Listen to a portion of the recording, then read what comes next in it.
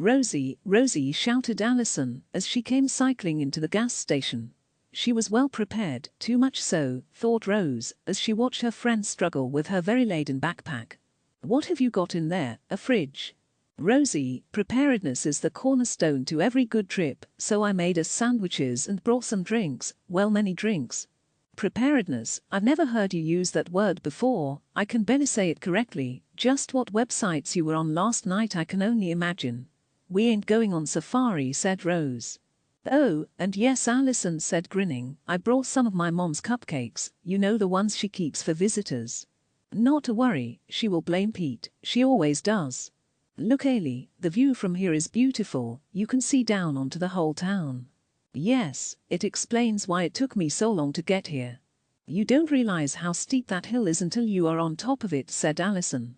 Alison turned around and looked up at the dense forest, with the road appearing minuscule compared to its giant sprawling occupants, whose limbs, like boisterous teenagers, paid little attention to the tarmac divide below them.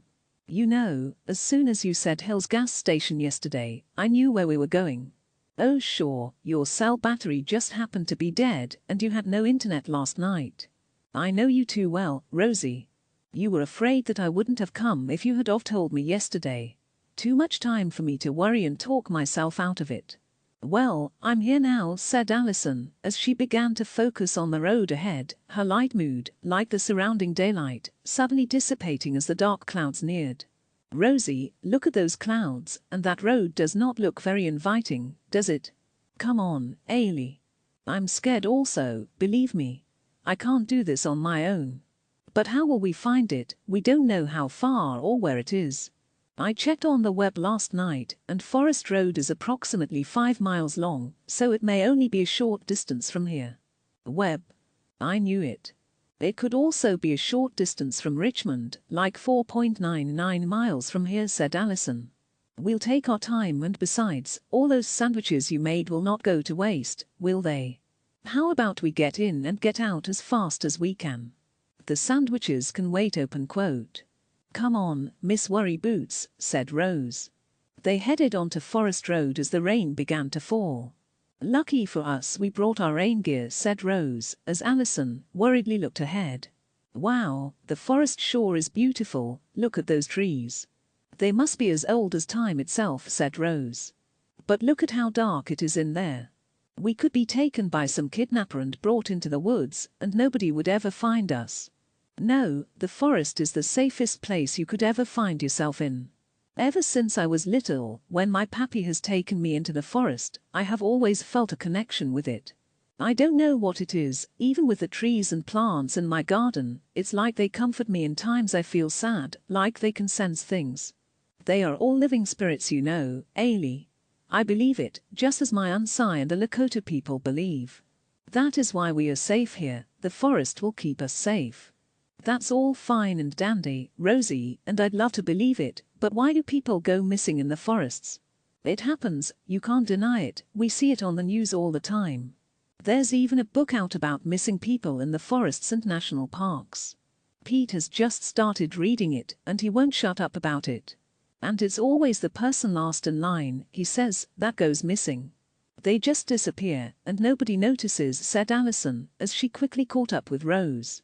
And what about every Halloween in school when Walter Baker gets up and tells that same story?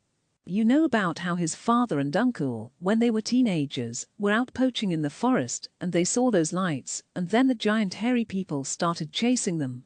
The giant hairy people, yes, I remember, he sure loves telling that story, said Rose. But what they saw was Sasquatches or Bigfoots. I asked my dad about it one Halloween because he used to hang around with Walter's father and uncle when they were teenagers. He told me, and he wasn't joking because I know when he is, that after that incident, both of them would not step foot in the forest again. This forest is not known as the Forest of Shadows for nothing. Well, I guess they shouldn't have been poaching then. How do we not know that the forest rangers were not dressing up in hairy suits and running after poachers? It seemed to work very well as they never returned to the forest after that, so it would be a good idea to get rid of all poachers, said Rose. Joke about it all you want, Rosie, but I am just telling you what my dad told me. He also said when he was a boy, the old men used to say there were witches in the forest, who used to put spells on people who would enter the forest uninvited, or who disrespected it. That is why the forest has never been logged, why it is preserved, because of the fear of the witches' curses. Okay, I am going to change the subject now as all I seem to be doing is scaring myself here, said Alison. The rain started to fall heavier as the girls ventured further along the road. Rosie, we have been cycling for over an hour now and nothing. This wet gear is exactly that, wet, and all of me for that matter, and just how do we know that this S-shaped hole in the road is even true? It could be just another local myth like the hairy men and witches, you know, to frighten kids and whatnot. Rose did not reply to Alison and continued to cycle ahead, albeit at a slower pace. Rosie, why have you slowed down? Do you want to stop for a while and drink something? Again, Rose did not respond. Rosie, are you okay? Rose stopped her bike and looked back at Alison. We are close now, I feel it.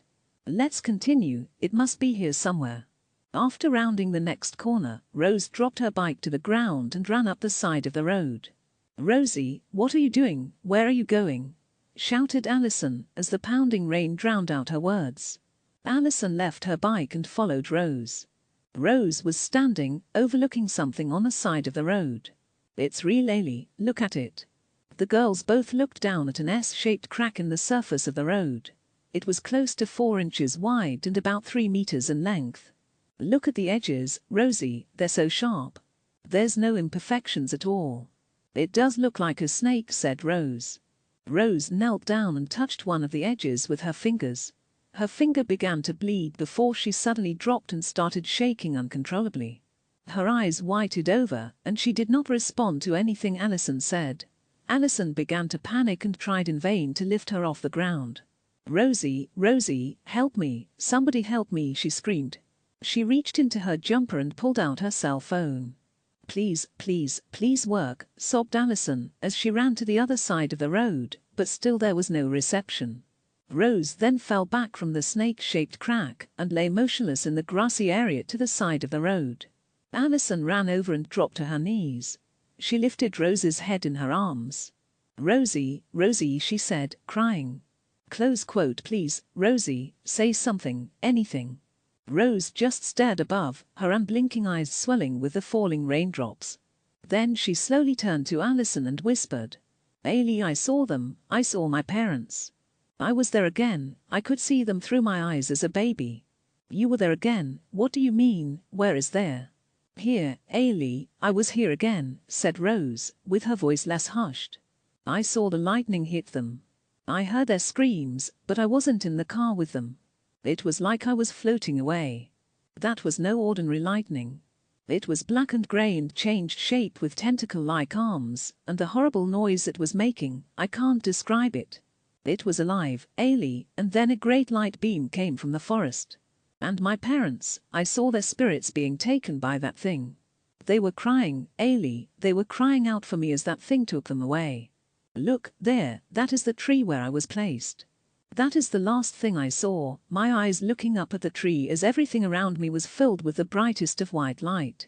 Rose made her way to the tree and sat underneath it. Alison followed and sat beside her.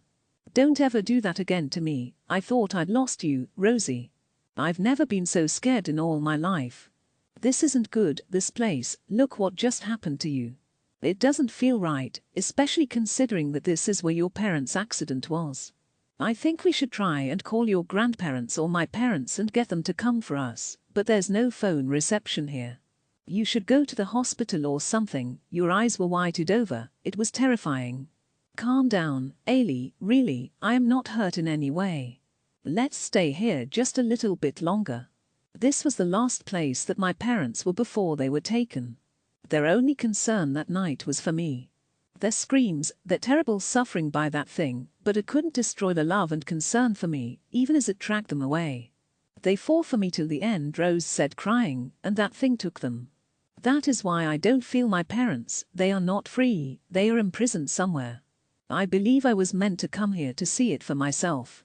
The truth is slowly coming to me, but there is still so much I don't know. This goes beyond anything that we are led to believe exists. What do you mean, Rosie? Are you saying that some kind of dark force killed your parents and tried to kill you? Rose looked up at the trees and to her outstretched hands. Ailey, it's just what I have always believed, what my Ansai has always taught me. We are all spirits that inhabit these bodies, plants, trees, when we are here. We all go somewhere when we leave these bodies, a place where we live in our true spirit form. Whatever it was, didn't kill my parents, their bodies died that night, but they are somewhere, I'm sure, and I will find them again. That light from the forest, it must have saved me, but what was it? My dreams make more sense now, the darkness and the light, that battle, the feeling of someone or something calling for me and the darkness trying to pull me away. Is this why my grandparents have shielded me from all of this? Am I to be part of something that hasn't yet been played out? Rosie, when you get home, you have to ask your grandparents about everything. You just have to. You know so much now and they need to tell you. Do you think I'm crazy, Ailey? I mean, listen to what I am saying. These are not the normal problems of an 11-year-old girl, are they? No, Rosie, you are not crazy, just special, and you always have been. I always thought it about you, ever since we were first in kindergarten as 4-year-olds. I don't know, but even at that age, you had something about you, something different from all us other kids. Your gift, it only makes more sense now. You bring out the good in every person you meet, so why would anyone want to take you? Rose hugged Alison. This world would be a much lonelier place without you in it, my friend. Come on, let's eat some of your sandwiches and cupcakes before we head back. I think we've earned them.